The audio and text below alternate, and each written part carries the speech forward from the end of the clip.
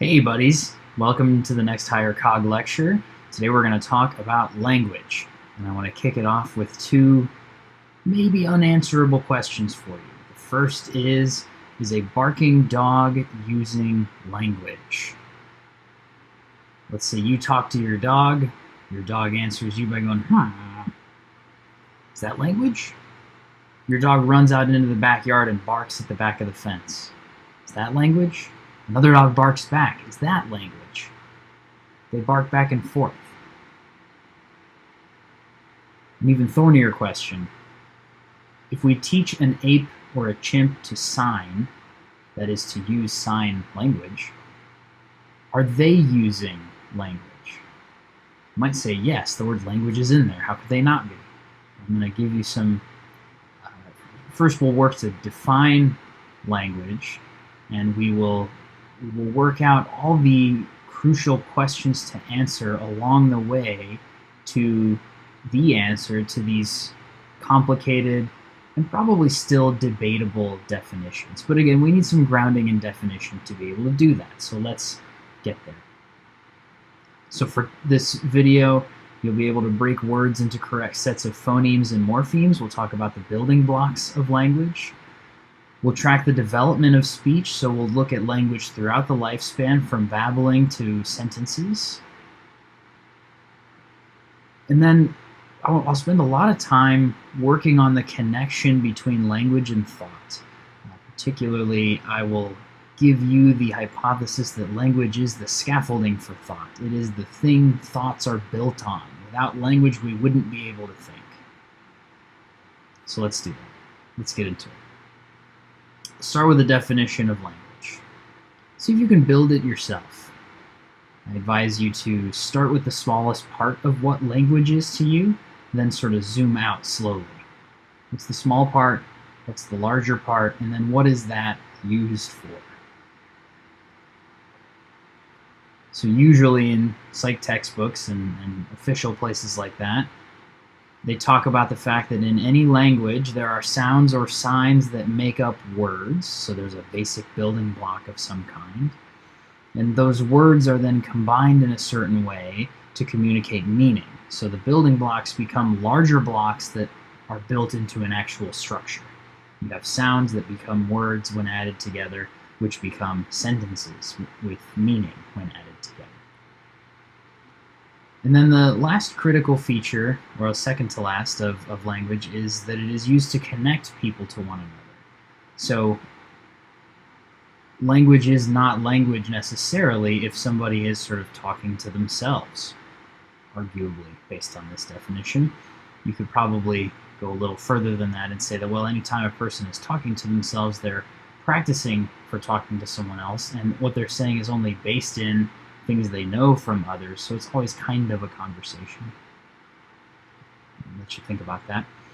And then the very last critical piece of the definition of language used in most psych textbooks is that it is used to pass knowledge from one generation to the next. So the only reason we're able to build language, able to build knowledge through generations is because we have language to communicate it from one generation to the next. Otherwise, we'd still be working on rebuilding everything with each new generation. We'd have to relearn how everything worked. The fact that the ancient Greeks could pass down stories to give lessons enabled people to develop different understandings of all kinds of cultural values and moralities. And pass that all the way along to today. We don't communicate only verbally anymore. Having the written word has enabled has really enhanced our ability to pass knowledge from one generation to the next through language. So with all these pieces of the definition clear now, does a barking dog count? You could maybe put together an argument that, like, if a dog whines and then barks and then growls, it's kind of put together sounds to make a more meaningful statement. Let's say you're already kind of skating on thin ice there. Do dog sounds connect dogs to each other? I guess kind of. But do they pass knowledge from one generation to the next? Definitely not. An ape signing, though, can kind of do all of these things. There's a little bit of evidence of chimps teaching their children to sign so that the younger chimps can communicate with humans in the habitat. They teach them like how to sign the word banana so that they can get bananas from the people who train them. So chimps, apes maybe starting to just barely touch the fringes of what language truly is. The part that they seem to be missing, as we'll talk about later, is the part where you combine words in a very particular way to communicate meaning. They can kind of do this, but not very many of them can, and when they do, it doesn't have the sophistication anywhere near even like a 4-year-old person. So again, those are still debatable, interesting questions, whether barking or signing, as far as dogs and apes do it, can count as language. When people sign, of course, it's very obviously language. They very quickly satisfy all of these, just the same as when they talk. So I'm a little nervous that I sounded strangely judgmental of sign language for a second there. That's definitely not the case.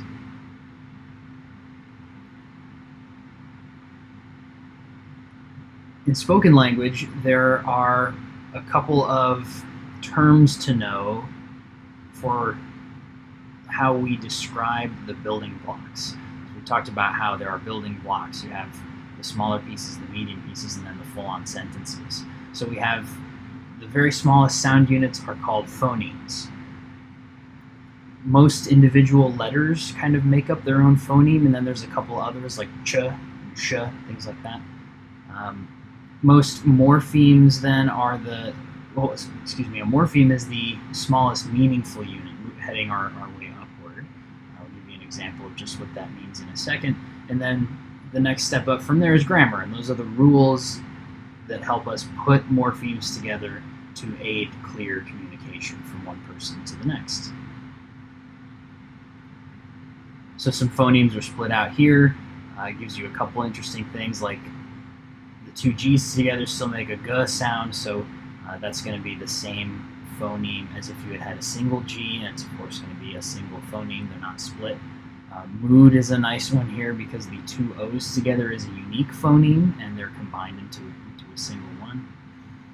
And then for morphemes, I like eggplants because it has 3 meaningful things in it. We know what an egg is and what a plant is, and then the S on the end tells us that there are more than one of them. So that's helpful. Those are each informative subparts. They all are meaningful units in those words. And then the same with moo and ed. Moo tells you that you're listening to a cow. Ed says that it happened in the past. So they both are meaningful units.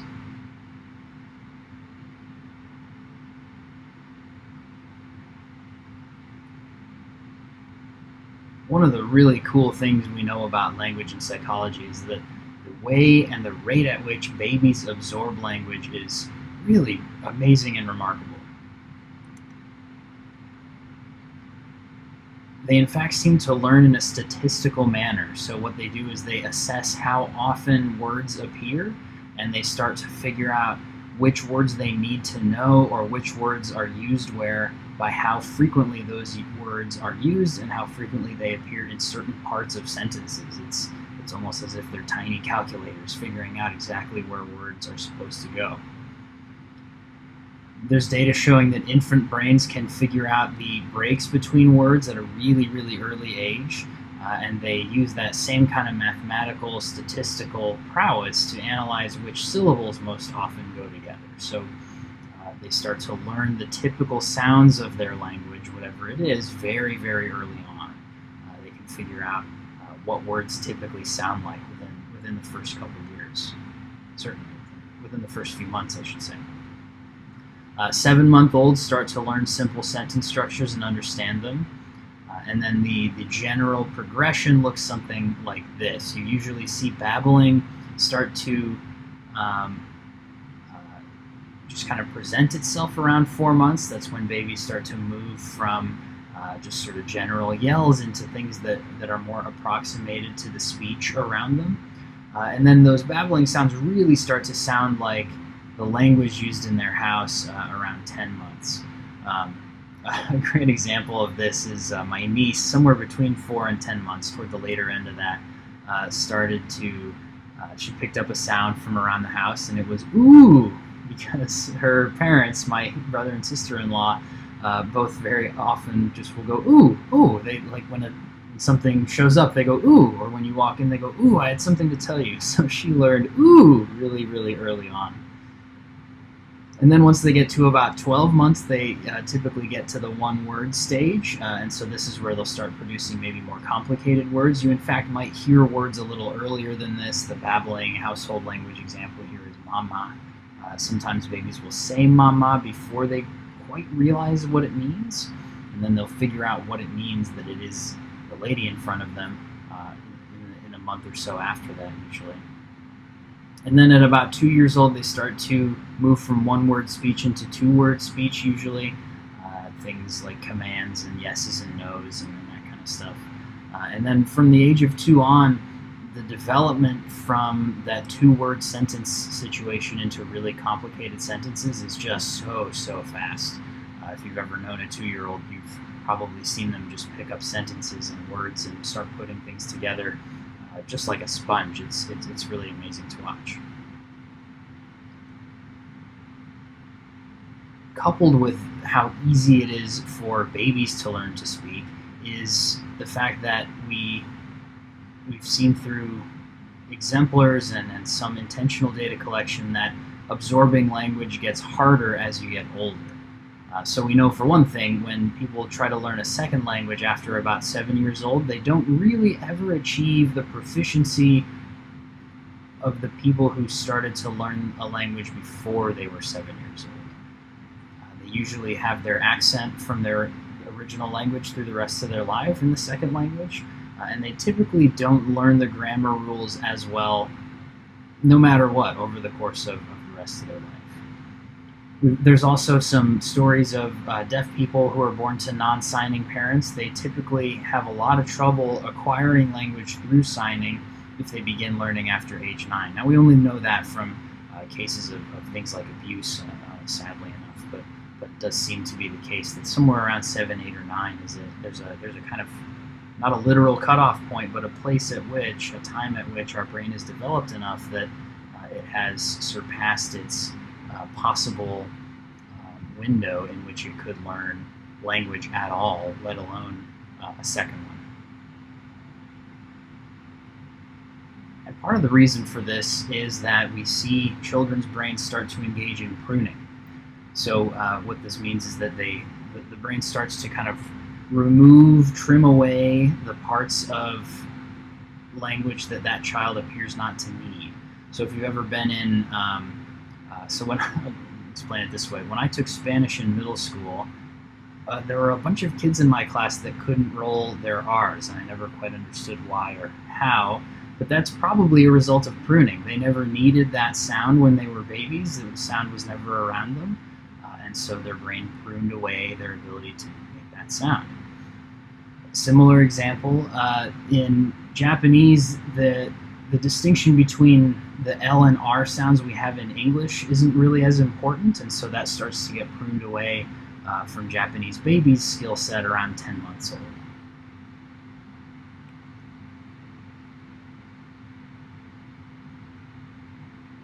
Languages have many words, on the order of tens of thousands in most cases, but most people actually only use a sort of select few of them.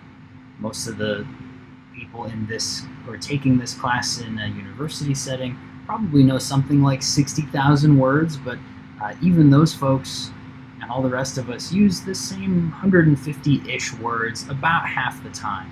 And there's a really great example of this if you're curious for more, in a book called The Thing Explainer, written by Randall Munroe. He writes a sort of statistics and computer science and science joke webcomic, but he released this book called The Thing Explainer, in which he described really complicated machinery in only I believe the 1,000 most common words in the English language. So, for example, here is his description of the space shuttle. He calls it the U.S. space team's upgoer, and so you can see some of the descriptions on here. Like there's an exhaust right here that he calls an opening for putting in cold, wet air. then we've got the shuttle here, the original engine thruster. He calls that the part that falls off first. So that's a nice showing of how we really do have the ability to communicate in those really, really simple words. Related to this is the idea of animal cognition. I don't want to spend a huge amount of time on this, but just speaking of words, try to come up with a guess of how many words you think the average dog can learn. Now, certainly, some dogs learn no words ever. Maybe you've had a dumb dog like I have that never learned anything. Maybe its name, maybe not. Maybe you've had a really smart dog that knew all kinds of commands. So if we averaged out all those dogs, the answer is about 165. Because they can understand all those words, and because they have that sort of general cognitive structure otherwise, dogs perform pretty well on cognitive tasks developed for human children that are about 2 or 3 years old. And that they can't obviously do them the same way because they don't have the same language structure, but they don't have they can do sort of the general, they can get the gist and do some of the same kinds of memory, short-term memory type cognitive tasks. A couple interesting examples here I'll just leave here for you for later.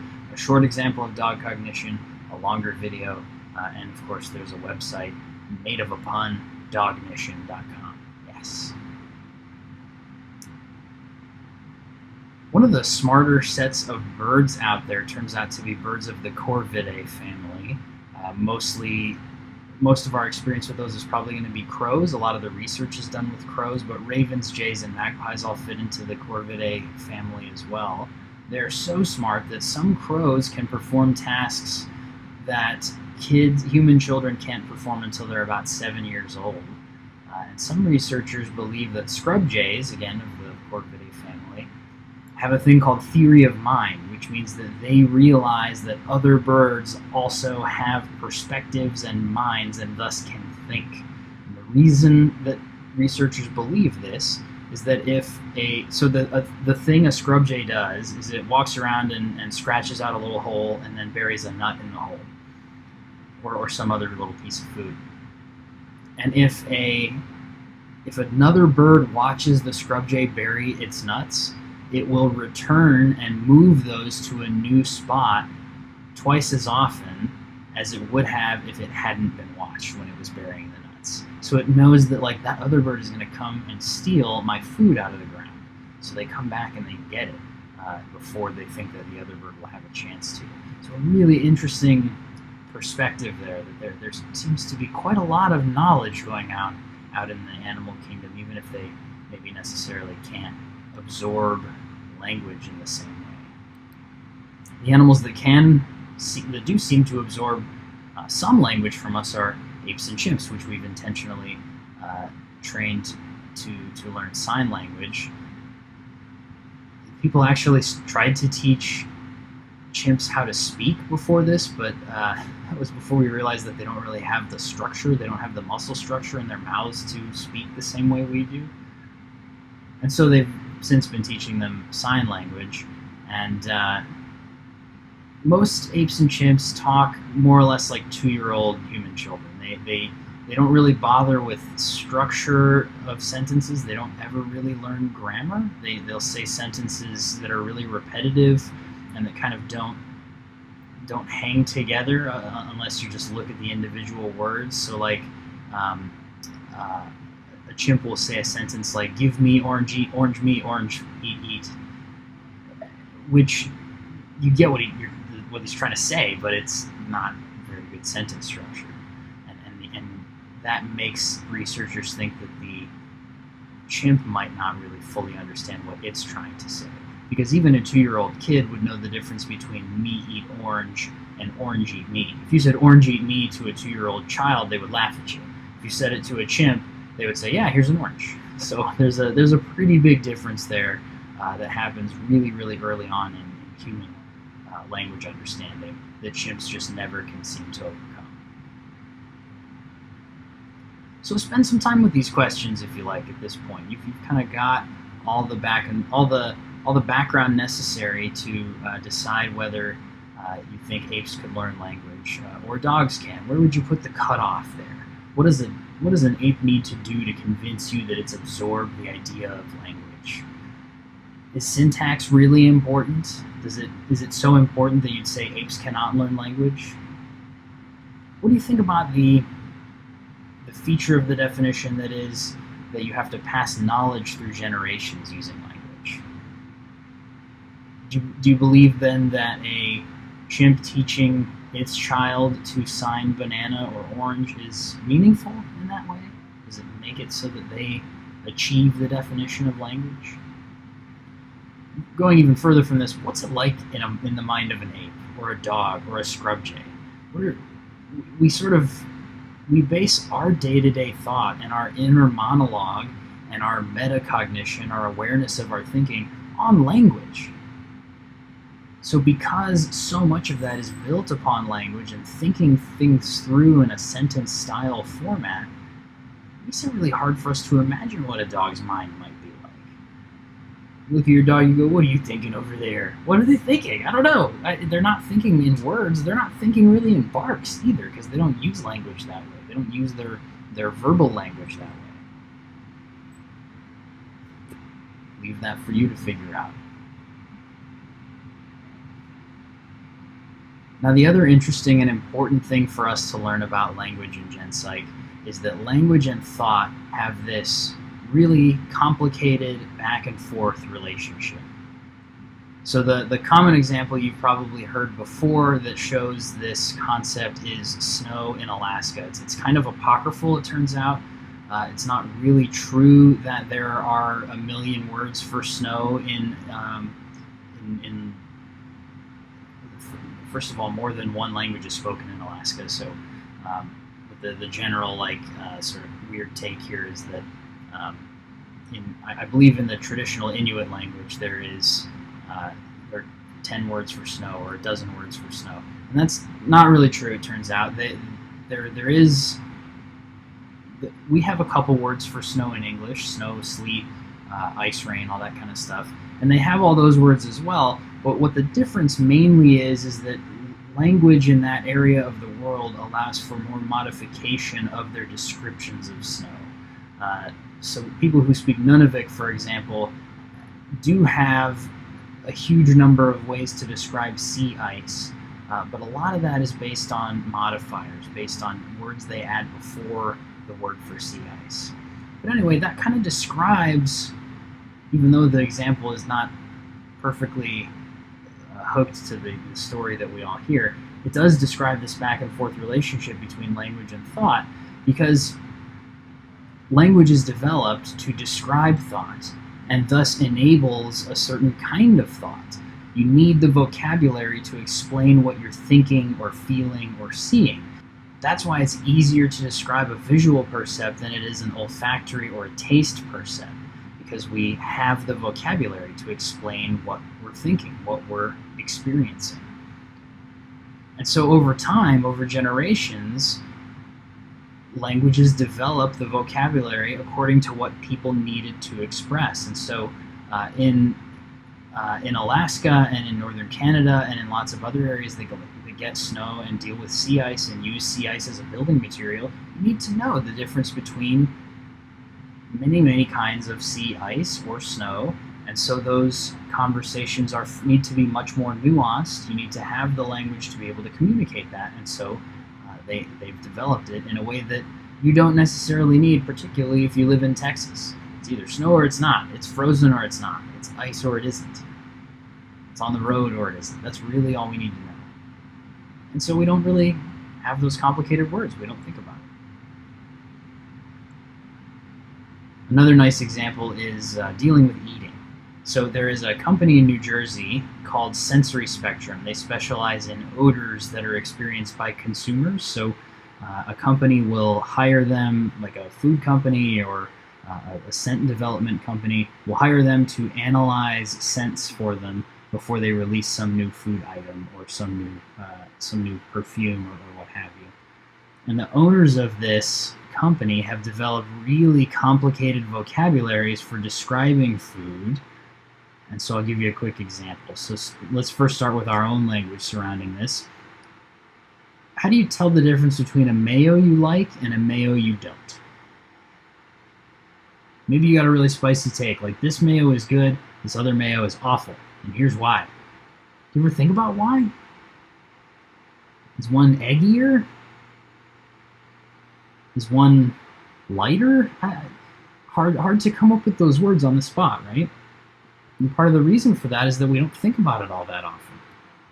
But at Sensory Spectrum, they assess mayonnaise on appearance. So they look at the color, the intensity of the color, the shine of it, how lumpy it is, how bubbly it is. And then they also assess it on 10 types of texture and 14 dimensions of flavor. So they have at least, so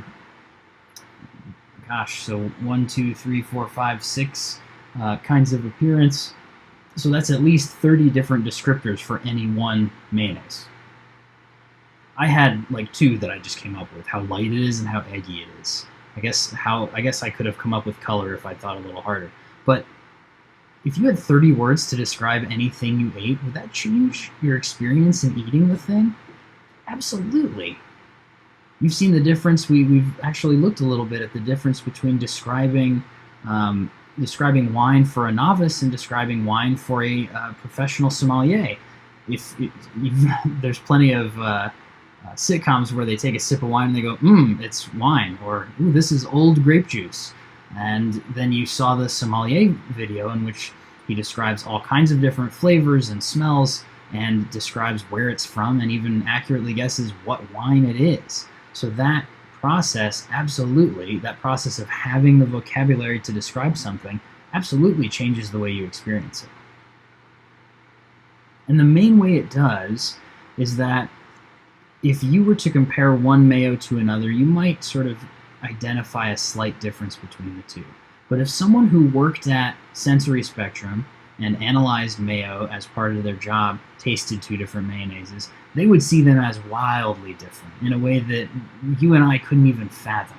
And so that's the beauty of having the language to describe something, is that it enables you to identify smaller differences in that thing. To say that in different words, the more your vocabulary surrounding a concept expands, the larger the differences in that concept seem. In an example from a different textbook, actually, in Papua New Guinea, Baringo children and adults have several different words for different shades of yellow. And so when you compare their understanding of different yellow swatches to US children or Canadian children, general Western children, they spot and recall these Baringo children spot and recall really small variations in yellow far more quickly than the traditional Western kids. And in the same kind of experience, the people who own Sensory Spectrum can't turn off their highly trained noses and taste buds. It changes your experience fundamentally. So your language influences your thought. And it is also still true that your thought influences your language. We've seen this sort of small level thing for language influencing thought, and then large macro developmental levels of language influencing thought, but thought also influences language on this macro level. And the way we see this, both kind of across the life and sometimes in small micro type interactions, that bilingual people tend to report thinking differently in their different languages. Some people feel like they're more likely to express emotions in their original language than in their secondary language, or that they are more likely to talk about complicated technical things in one language versus another, just because that's where they have the vocabulary for it, where they're comfortable with the vocabulary for whatever they're trying to express. Now, despite all this, language is complicated. Yes, it influences thought. It is really, really interesting. But there are also gaps in what language can express. There are experiences that are impossible to describe. I'm sure you've had some that you can think of. And so when we have that experience, sometimes new things get named or defined. right? The word reboot or the word upload didn't exist all that long ago, and once we started figuring out what it was, we made up a word that enabled us to define it, that enabled us to talk about it. Same is true for a gender-neutral third-person pronoun. The meaning of words can change over time. They is becoming the sort of accepted gender-neutral third-person pronoun, but there are still people who prefer they, and that was maybe more popular a couple decades ago. But when we were first trying to come up with that word, they was the first most popular one. There's other concepts that have descriptors in some languages, but not others. The parent of your child's spouse, for example, doesn't really have a word in English, maybe like an in-law kind of thing. But in Yiddish, there's a word. It's the makatunim. These are my makatunim. Done. This is maybe not a perfect example, but we don't really have a word for having fun while driving in English, other than saying it in all four of those words. But Volkswagen kind of invented a sort of fake-ish German word called Fahrvergnügen that's supposed to describe that entire process. Or if you've heard, the concept is feeling pleasure at other people's misfortune. Have a look around and see if you can discover a German word for that concept. If you're curious about this kind of stuff, I recommend an episode of the podcast Radio Lab called Words, linked to here and elsewhere. You can also see Temple Grandin's TED Talk, which talks interestingly about gaps in language and thought and the mind in a really interesting and unique way. But when there are other gaps in language, sometimes we fill those gaps with imagery. Despite how strong language is present in thought, we do still have some thoughts that are image-based, and that enables us to fill the gaps between the words we have. And it turns out that imagery is also a pretty useful memory aid. So let's first talk about an instance in which an image-based thought enables us to fill in a gap. So these are the findings based around a concept called mental rotation. So these are really awesome landmark findings in the history of cognitive psychology. The task is, here are a pair of objects. Say whether the object is the same or different. And so they'll typically be the same, or they will be flipped, sort of flipped around a central axis. So if you can rotate the object to make it match the other one, then it's the same. And if when you rotate them to match, you find out that they are flipped sort of mirror images of each other, then you'll answer different. And this is one of the prettiest effects in all of cognitive psych. And the finding is that the larger the difference in rotation between the two images, the larger it takes people to notice whether they're the same or different. And so that we're showing you here reaction time for same pairs only. Different pairs is a little bit of a wonkier finding, but when the pairs do match, the amount of time it takes people to figure out that they match is directly, linearly, and really tightly related to how large that rotation angle is. So the really remarkable, awesome, original cog-psych finding here that suggests that we are dealing with, we are manipulating these images using imagery in our minds. There is no language to describe. We're not thinking like, oh, that's rotated approximately 60 degrees. No one thinks like that. Some people might, but most folks can't make those kind of estimations at the top of their mind, and so they're mentally rotating the images. So that's an example of imagery filling in a space where language possibly could not.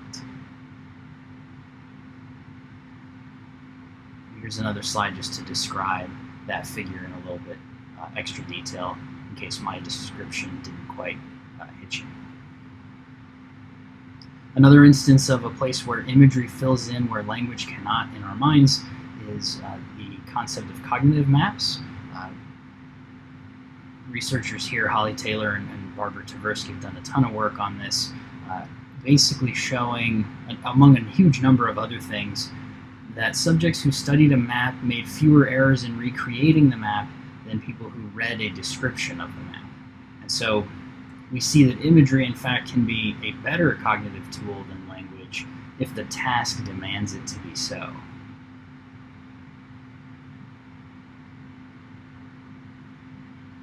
Even more interestingly, people who read the description of the map made fewer errors than a third group of people who read a narrative of a person walking their way around the map. So it's interesting. But even so, the people who read about navigation also made very few errors. So we seem to be really, really good at building cognitive maps, no matter how well or poorly they're shown or described to us. But if they're shown, that's best. If they're described, that's second best. And if we experience somebody else navigating them, that's third best, but still, it's something we're pretty good at.